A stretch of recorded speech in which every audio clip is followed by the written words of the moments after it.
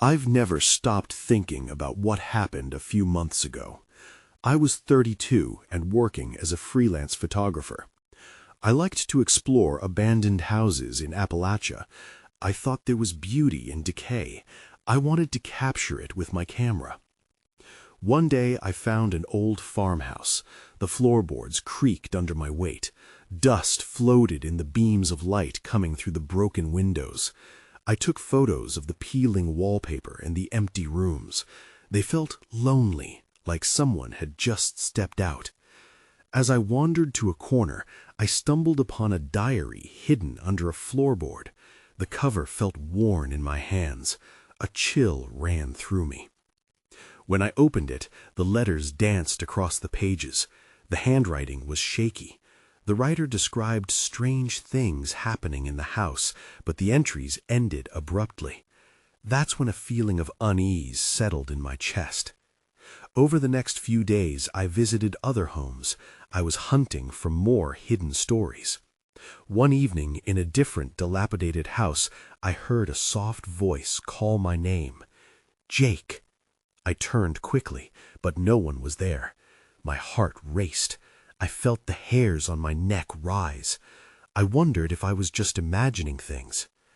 I tried to brush it off. Maybe I was spooked too easily. I pressed on, climbing stairs that felt like they could give out at any moment. I glanced into a cracked mirror and thought I saw a shadow behind me. When I turned, nothing was there. I felt as if someone was watching me, but I didn't know if I was losing my mind.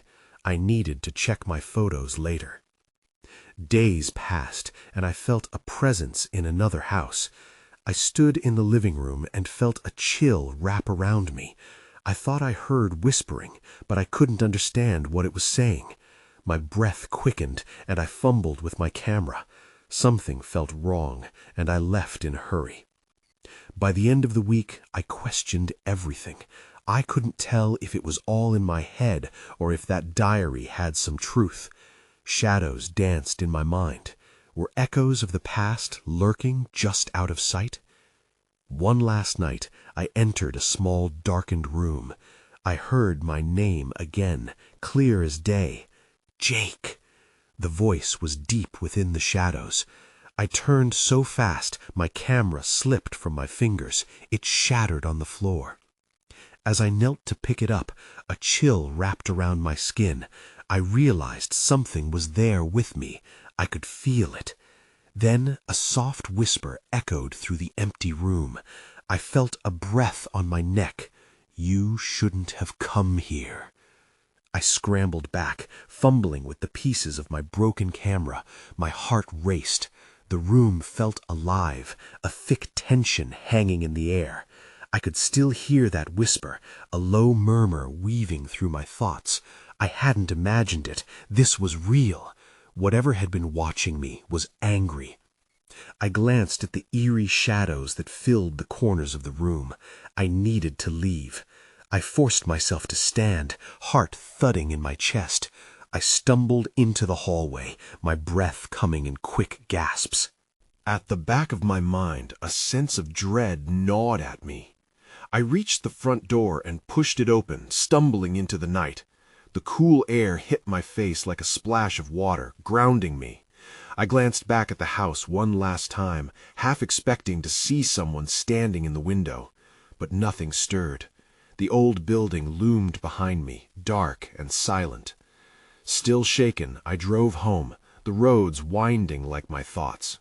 I tried to rationalize what had happened, convincing myself it was just my imagination, but the feeling of being watched lingered. The whisper hung heavy in the air, chasing me. When I got home, I tossed my broken camera onto the table. I couldn't focus. I paced the floor, mind racing. I decided to open the diary again, hoping it held clues. Maybe it could explain what I had felt. I grabbed it from my bag and sank onto my couch. The words were jagged, filled with fear. The writer described nightmarish visions and voices echoing through the walls. I flipped through the pages, worry creeping into my mind. Some entries mentioned strange symbols found in the house, symbols that were unlike anything I'd seen before. My uneasiness grew. Then I noticed something that sent a chill down my spine. One entry mentioned the name of the previous owner, someone who had mysteriously vanished before the house fell into disrepair. The name felt familiar, sending ripples of recognition through me. I must have read it somewhere during my research. I paused, the reality setting in. I hadn't just stumbled into any house. I had crossed paths with something significant. I wasn't sure what it meant, but I knew it was more than just an abandoned place with stories. I had stepped into something dangerous. My phone chimed. It was a text from a friend who had been following my explorations. "Hey, did you hear about the disappearance in the area? A family went missing near Denton Hollow." My stomach dropped. Denton Hollow was where I'd found that last house. I felt a chill skim my arms, the pieces slowly coming together. That's when I saw it. My reflection in the window showed a dark silhouette behind me, its hand reaching out. I turned around, panic welling in my throat, but the living room was empty. My pulse raced. There was something in my house, too. Whatever had been at that farmhouse had followed me. Just then the lights flickered. My heart stopped. I felt the shadows closing in. I knew I needed answers, and fast. I wasn't safe here anymore. I jumped at the sound of scratching. It was coming from the back door. The noise sent a jolt through me, and I froze, listening intently. I had been so certain that whatever I felt was here with me was just a figment of my overactive imagination, but now the reality was much clearer and much more terrifying. I tiptoed towards the sound, heart racing again. Each step felt heavy and deliberate, as if the floor might betray me with every creak. I felt the air grow colder as I approached. The scratching continued, a duet of quick raps against the wood. I dared to glance through the peephole, heart pounding in my ears. Nothing but darkness stared back at me. My instincts were screaming to turn back, to lock the door and ignore the sounds like I would a bad dream. But curiosity pulled me closer. I cautiously opened the door just enough to peek outside. Moonlight spilled across the porch, illuminating nothing but the empty yard, the occasional rustle of leaves the only sound around me. I let out a breath I didn't realize I was holding. I had to be imagining things. I was just on edge from everything that happened earlier. But before I could close the door, a small shape darted past my feet. I jumped back, barely catching a glimpse of a cat, its fur matted and wild. It looked just as scared as I felt. "It's just a cat," I whispered to myself, feeling foolish for jumping to conclusions. But then I noticed the animal wasn't alone. It stopped, peering deeper into the shadows under the porch. The scratching had stopped. I knelt down to get a better look. The cat's fur bristled, and it let out a low growl towards nothingness. Something stirred beneath the porch. My stomach twisted in a knot. I had to get back inside. Just as I turned to close the door, a sudden loud thud came from the back of the house. My heart raced again. I sprinted inside, adrenaline coursing through me, and locked the door. I pressed my back against it as if the strength of my body could keep whatever was out there at bay. I glanced around the room, searching for something, anything that could make me feel safer. That's when I noticed the diary on the table. The flickering light cast long shadows across the pages, and one phrase caught my eye. "They can follow you. They can take form. They live in the dark." My mind flashed back to the silhouette I'd seen moments ago, and an icy dread washed over me. The noises outside resumed, louder this time. I remained paralyzed, a mix of curiosity and fear churning inside me. Who or what was out there, and how did it connect to the house in Denton Hollow? I snatched the diary and flipped urgently to the last entry, desperate for clarity. What I found made my blood run cold. There, penned in spidery script, was an affirmation. "The names of the lost are carved in the walls." With newfound urgency, I rushed to the hallway, where the shadows seemed thicker. If I was in danger, I needed to understand it. I needed to uncover the truth. My heart skipped as I noticed a faint outline of a symbol on the wall, barely visible. As I reached out to touch it, the lights flickered again, and all at once the house felt alive in a way I couldn't control. I pulled my hand back, realizing whatever was out there wanted me just as much as I wanted away from it. The scratching was now at the front door again, more insistent. I took a deep breath, steeling myself for what I had to do next. Without thinking, I grabbed my keys. If I wanted to escape and find answers, I had to go back to Denton Hollow, back to the farmhouse. When I stepped outside, the chill of the night enveloped me. The crisp air barely registered against the haze of anxiety in my mind. I walked quickly to my car, glancing back at the house, half expecting to see a shadow flit across the window. But nothing moved. I drove with my hands locked tightly on the wheel, determination pushing away the lingering dread. The road to Denton Hollow twisted through the dark woods like a snake, and every curve felt eerie. As I drove, I replayed the diary's words in my mind. The names of the lost are carved in the walls.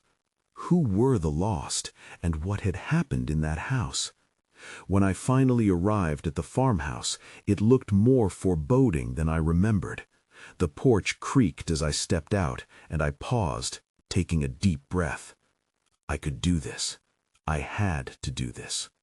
With a flashlight in hand, I crossed the threshold into the familiar yet foreign space.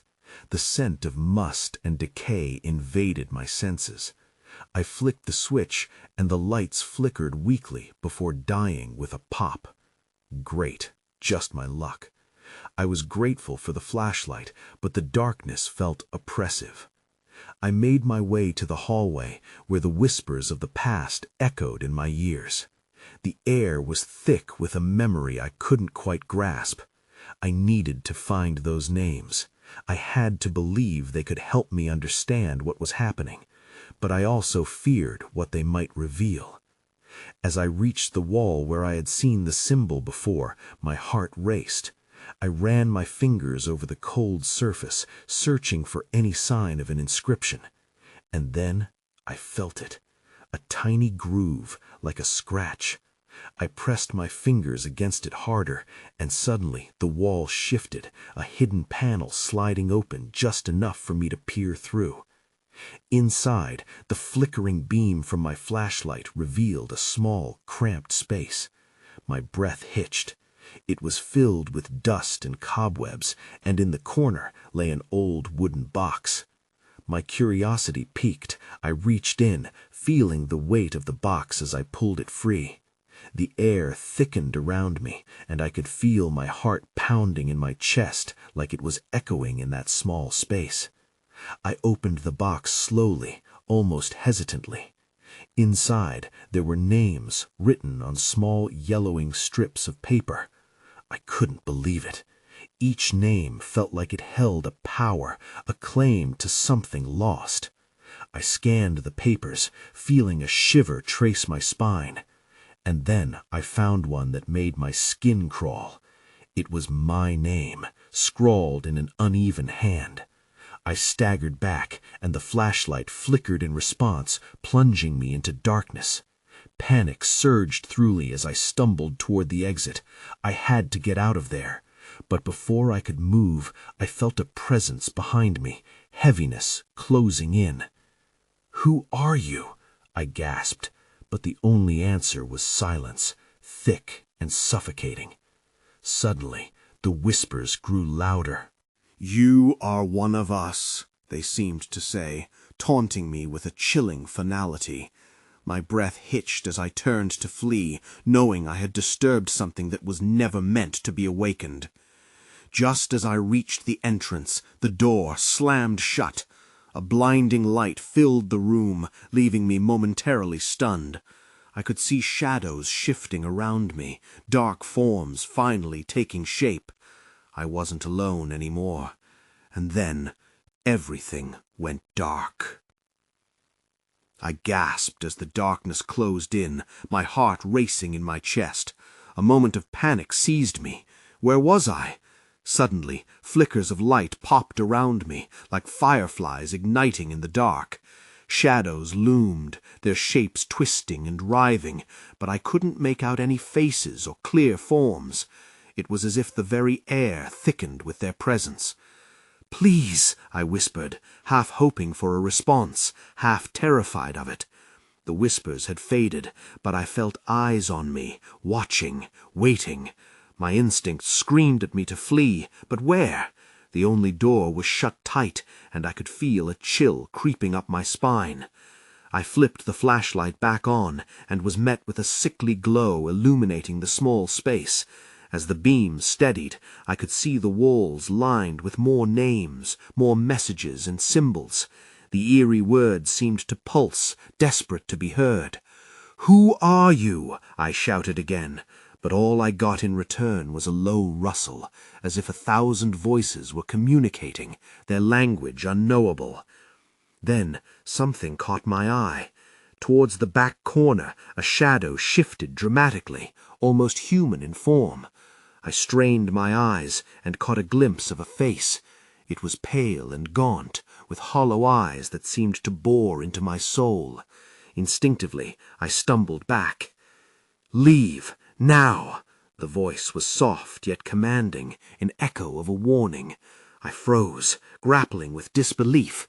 Was I losing my mind? I blinked hard, trying to discern reality from nightmare.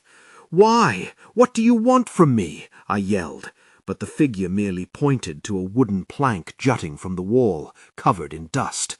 My gut insisted I trace the direction of that fragile finger. With shaky hands, I approached the wall. A draft brushed against my face. It was cold, unsettling. I wiped away the dust with my sleeve and found something carved into the wood. A date, 1985. My stomach churned. That year meant something. Just then, the box I had found earlier creaked ominously, as if unhappy with my distraction. I turned back, and it was opening on its own, as though compelled by some unseen force. My heart raced faster than ever. I needed answers, but should I even delve deeper? The names inside were haunted. Now the box was inviting me to explore further. Before I could make a decision, a chilling laugh echoed through the space, cutting through the heavy silence. It wasn't the laugh of the living, but something darker, something that belonged to the shadows.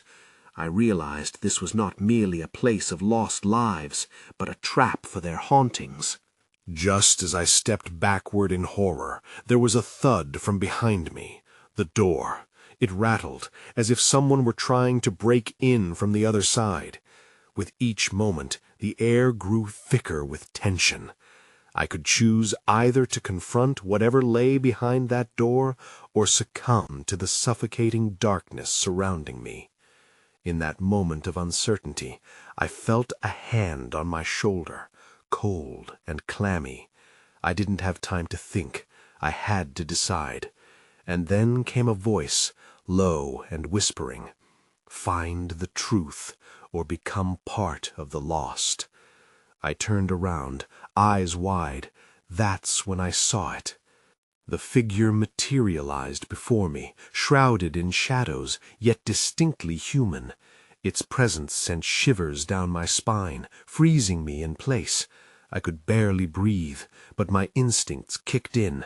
The urgency to escape washed over me. "Who are you?" I managed to stammer. The figure didn't respond, just continued to stare.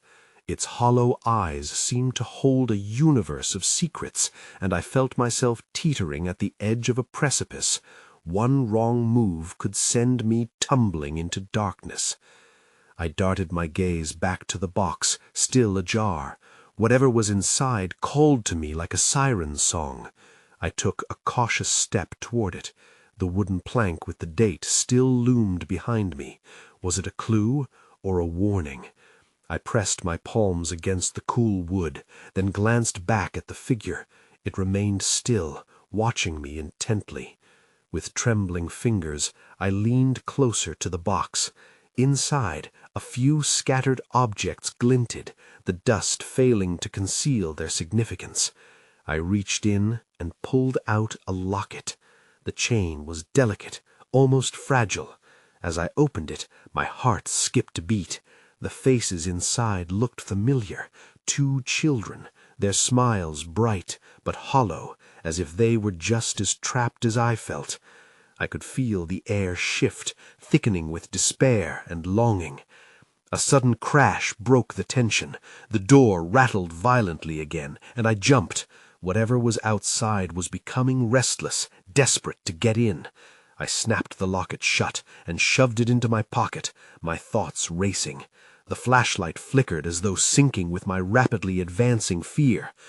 "Leave now," the figure urged again, its voice rising above the commotion at the door. There was a desperation to its tone that turned my fear into panic. I wanted to trust its warning, but couldn't shake the feeling that I was missing something crucial. "Who are you here? What do you want?"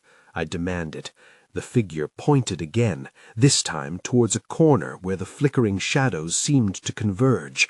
I hesitated, trying to process both the figure's urgency and the unsettling chaos from behind the door. The box creaked again, and I felt a pull toward it. If I could just figure out what connected all this, 1985, the locket, this figure, I might stand a chance. But what if the answer sealed my fate? "What's in there?" I asked, both to the figure and the box. No answer came. The laughter echoed again, sinister and mocking, as if the shadows were mocking my indecision. I turned back to the door. The rattling was relentless now, a rhythmic staccato that made my head spin. I could either confront whatever was out there or dive deeper into the mystery this place offered. I was losing precious time. The figure leaned closer, its face contorted into a grimace. "You must not stay," it warned, desperation spilling into its words. But everything inside me screamed to uncover the truth. That's when I heard it, a soft murmur directly behind me. I spun around, only to find the doorway empty, but the air was charged with anticipation. Someone or something was aware of my indecision. My hand brushed against the locket in my pocket, cold and heavy. Suddenly, the tension snapped. I needed to make my choice. I took a shaky breath and stepped toward the box. My heart pounded with each step, louder than the chaos at the door. I couldn't ignore the feeling that the box held answers I might not want to hear. As I reached in again, I pulled out a cracked photograph. The faces in it were faded, but I recognized one of the children, the same boy from the locket. He stood next to a girl who looked eerily similar to him, both grinning as though they shared a secret.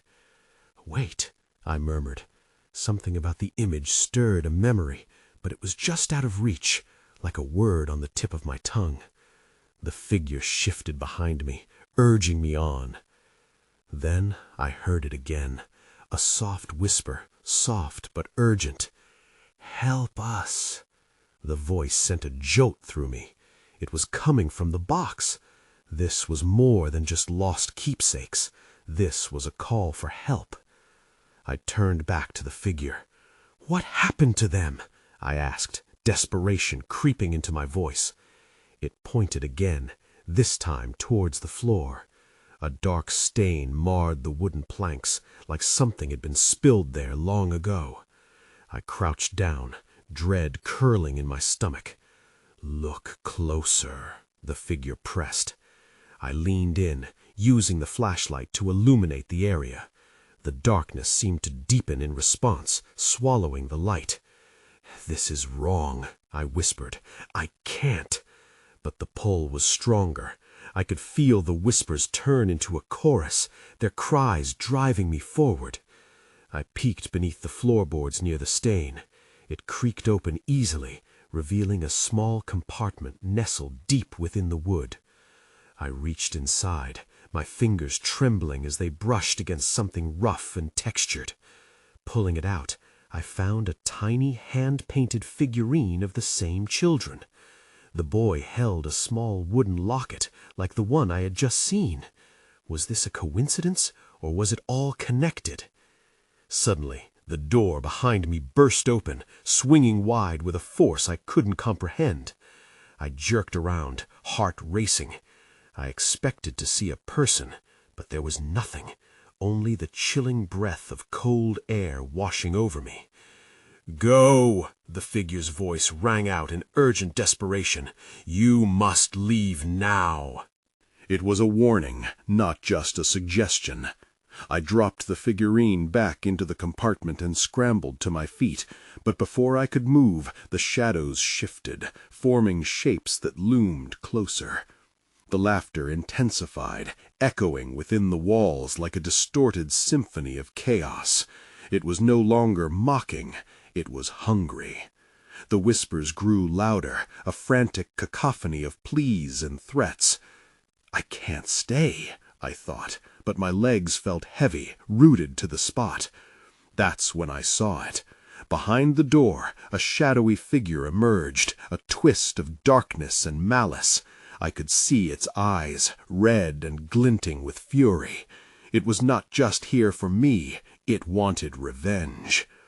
Panic surged as I turned, bolting for the exit. My breath was ragged, my mind racing.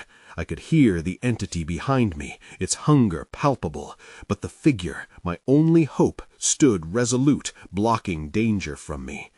"Get out!" it cried. "Now!" I dashed past it, heart pounding as I reached the door. The world outside awaited me, but the shadows were hot on my heels. I didn't know what awaited me out there, but I had to escape. With one final look back at the figure, I pushed through the door and into the night, knowing that whatever I had uncovered in that house was only the beginning of something far more dangerous. The air outside hit me like a wall, shocking me back to reality. It was cool, refreshing, and yet it held an underlying chill that wormed its way into my bones. I stumbled onto the overgrown path, panting as I turned to look back at the house. The figure lingered in the doorway, a beacon of hope against the dark. But I couldn't linger. I forced myself to move, legs pumping as I hurried down the path, my heart racing like a drum. The sounds of the house, the whispers and laughter faded into the distance, but that did little to ease the dread pooling in my stomach. I needed to figure out what was happening. What did the photograph mean? Who were those children? I pulled my phone from my pocket. My fingers fumbled as I tried to find the photo I had taken earlier. I hoped maybe there was a clue there, but my heart sank when I realized the screen was blank. The battery had died. Great, just what I needed. I paused to catch my breath and looked around. The woods whispered around me, rustling leaves and snapped twigs. I was far enough from the house now, but the sense of being watched lingered.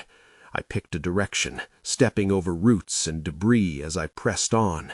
Each snap of a branch beneath my foot felt louder than thunder in the silence of the trees. "Focus," I told myself. "You need to keep moving." After what felt like an eternity, I found a small clearing. The moon bathed the area in a soft light. I leaned against a tree, relieved to finally catch my breath. But the shadows still felt close. I couldn't shake the sensation that the darkness followed me. Desperate to gain some clarity, I dug through my pockets for anything that might help. That's when I found the little figurine again. It was in my hand, the smooth wood cool against my skin. I examined it closely under the moonlight. The boy and girl still smiled back at me, their expressions innocent. But that innocence clashed with the ominous feeling I had just escaped. I tossed it lightly from hand to hand, trying to make sense of it. Why was it hidden there? Why had it felt so important? Suddenly, the faint sounds of laughter trickled back into my mind, sinister and mocking in the night air. I shivered. Then I heard something else. A crack, branches snapping, like footsteps growing closer. My heart thundered again, and I looked around, scanning the tree line. A figure emerged from the shadows. It was tall and wide-shouldered, silhouette impossible to make out. "Who's there?" I called, trying to sound braver than I felt. My voice trembled and echoed against the trees. No answer, just the rustling of leaves. A moment later, a glint of something in the figure's hand caught my eye. A flashlight? I squinted against the darkness, heart racing as the figure stepped closer. "Help us," it whispered, sounding eerily familiar. The voice wrapped around me like a vice. I backed away slowly, the figurine slipping from my fingers and thudding against the ground. That's when it dawned on me. The voice, the way the shadows danced around me. I wasn't just being watched. I was being hunted. Instinct kicked in, and I turned to run, adrenaline igniting every nerve in my body. I dodged through trees and over roots, not daring to look back. The figure followed, relentless in its pursuit. With each pounding step, I could feel the echo of laughter rising again, closer, and it felt almost like a symphony of the damned. What lay ahead I couldn't predict, but I knew one thing. I had to find answers before time ran out. I ran. The trees closed in around me, a maze where shadows twisted and turned. My breath came in sharp gasps, and each thud of my heart felt like a drum echoing a warning. Behind me that figure loomed, and the whispers of laughter crescendoed, turning my blood cold. I stumbled over a tangle of roots, barely catching myself as I veered off the makeshift path. I had to think. There had to be somewhere to hide, somewhere to regroup. That thought propelled me forward, urging me deeper into the forest. Ahead I spotted a dilapidated structure half hidden by foliage. It looked like it had been abandoned for decades, its walls bowed in defeat. But it was something, a possible refuge. I darted toward it, pushing through the undergrowth until I reached the door. It hung off its hinges, creaking ominously as I forced it open. Inside, the air was stale and musty. A dust-moted game of moonlight spilled through a broken window, illuminating the crumbling remnants of what had once been a home. The floor creaked under my feet, and I hesitated. If there's a way out, I need to find it fast. Cautiously, I stepped further into the room. I was surrounded by the debris of forgotten lives.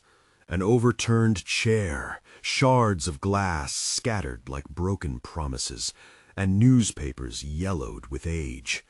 I scanned for anything useful, desperately hoping for some tool I could use. Then I froze. Something moved in the corner of my eye. A shadow. My breath caught in my throat. I turned slowly, expecting to see that figure again, but what I found instead made my stomach drop. On the far wall, almost hidden beneath layers of dust and grime, was a child's drawing stuck under a broken picture frame. It was crude but haunting. A boy and girl, their eyes wide and smiling. They were identical to the figurines I'd found. A chill walked down my spine. I stepped closer, drawn to the image, but a sound broke my focus. Bare footsteps crunching on the debris outside the building. Panic surged through me. I couldn't risk being trapped here. I quickly tore the drawing free and folded it into my pocket, desperate for answers. The footsteps got louder, looming closer. Yet I hesitated. Who were those children? Why did they look like the figures? Before I could process any more, I darted toward a door at the back of the room and flung it open. Outside, I stumbled onto a narrow path that led to another part of the forest. There was no time to think, only to run. Just as I moved to head down the path, I heard a voice, low and insistent. "You have to help us," it said, echoing from somewhere behind me. I turned, dread pooling in my stomach, and for a second I saw them. 2 children, just as drawn, standing in the doorway. They seemed to stare right through me. Then the laughter returned, shrill and echoing through the trees. I dashed down the path, hearing their voices carry behind me, pulling at the corners of my mind. I ran deeper into the dark woods, every step laden with urgency. I needed to uncover the connection between the drawings, the figures, and that house. Whatever was lying ahead, I understood one crucial thing. I wasn't alone, and the shadows weren't just watching. They were waiting for me to unravel their secrets. The forest consumed me as I ran, branches snapping underfoot, and the cool air slicing through my lungs like ice. I could still hear their laughter echoing in my mind, luring me deeper into the mystery that refused to let me go. I stumbled into a clearing, heart pounding like a drum, and paused for a moment of refuge beneath a towering oak. Breathless, I leaned against the rough bark, trying to collect my thoughts. I couldn't shake the vision of those children, their wide eyes and knowing smiles. It felt like I was tangled in an otherworldly game, pawns bound to the players hidden in the shadows. And as I stood there, the air shifted, and I realized I wasn't as alone as I had hoped. Soft footsteps approached, the kind that didn't break the twigs, but instead melted into the background. My pulse quickened as I turned, half expecting the faceless figure from before.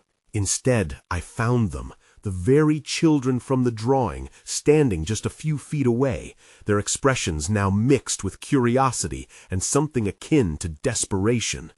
"Help us," they pleaded, their voices a haunting melody that clung to the breeze. "What do you want from me?" I stammered, instinctively taking a step back. "Who are you?" My eyes darted around, searching for escape, but the trees felt like sentinels, marking the boundaries of this place I had unwittingly trespassed. The children moved closer, their little hands reaching out, beckoning me to follow. "I can't help you if I don't know what you need," I shouted, fighting the urge to run. The weight of their gazes pinned me in place. Memories began to sift through my mind, echoes of the diary's entries mixing with the questions flooding my heart. "Find the truth," the boy said, his voice barely a whisper. "You must uncover what was lost." Before I could respond, another voice cut through the air, a whisper laced with malice. "You should have stayed away." I turned, and dread flooded my veins as the tall figure appeared again, stepping from the shadows, its hollow eyes glistening ominously. Every instinct screamed at me to flee. "Get away from them!" I shouted at the figure, but the children remained calm, looking between me and the approaching darkness. The shadows writhed, creeping closer, hungrily claiming their space. "Don't be afraid," the girl said, her voice soothing yet tinged with urgency. "You are here for a reason." "They will seek to trap you with fear," the boy added, his gaze unwavering. "You can end it." Then, in a moment of unfathomable clarity, I understood. They weren't just children caught in a curse, they were a part of it. The question of who or what I was dealing with loomed darkly in my mind, interwoven with my own fate. The figure lunged forward, and instinct kicked in again. I bolted for the children, not entirely sure where my courage came from. But I wasn't prepared for what happened next. As I rushed towards them, the air shifted and the world blurred. I felt a strange energy rippling through me, pulling me towards the children. And suddenly I was there, standing between the figure and the children, the weight of a choice hanging in the air. "Stay away!" I yelled as I reached for the faint glow of the box I had discovered earlier, the one buried in the broken floor section of the farmhouse. The sensation of uncovering those names rippled at the back of my mind like a faint echo. The figure recoiled for a moment, mist swirling around it like a heavy fog. Bit by bit, I felt their fear mix with mine, a colossal surge of power emanating from the very ground beneath us. Then the children's voices wrapped around me, stronger than the shadows, urging me to go deeper, to unearth the truth that could bind it all together. The light from my heart flickered as I grasped the locket from my pocket, holding it tight in my palm. "I won't let them take them!" I cried out, focusing on the bond I felt with the children, channeling that energy. The air crackled around us, and as I turned my gaze toward the figure, it faltered, wavering like mist in the sunlight. I steeled myself, heart racing, and dared to shout the names I had read in the farmhouse, hoping they would resonate through the darkness. As each name tumbled from my lips, the ground beneath me began to shake, and the shadows recoiled. The children clasped my hands, their warmth a stark contrast to the chill surrounding us. Then, in a flash of light and noise, something shifted.